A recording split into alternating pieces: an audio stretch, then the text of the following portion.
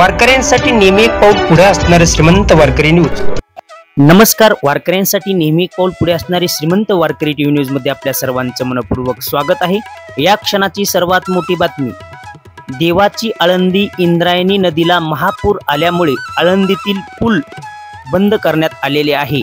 आळंदीतील नागरिकांना आवाहन करण्यात आलेले आहे की कामाशिवाय घराबाहेर पडू नका असे नगरपालिकेच्या वतीने आवाहन करण्यात आले आहे। गेल्या 2 दिवसापासून पावसाने जोर धरल्यामुळे आळंदीतील पूल हा पाण्याखाली गेलेला आहे। त्यामुळे आळंदीतील नागरिकांना आवाहन करण्यात आले आहे की कामाशिवाय घराबाहेर पडू नका असे आवाहन नगरपालिकेच्या वतीने करण्यात आलेले आहे। आळंदीतील ग्रामस्थ संजय भाऊ गुंडरे आपल्याबरोबर आहेत, जाणून घेऊया त्या ठिकाणची परिस्थिती। मुसळधार असा पाऊस आळंदी परिसरामध्ये चालू आहे।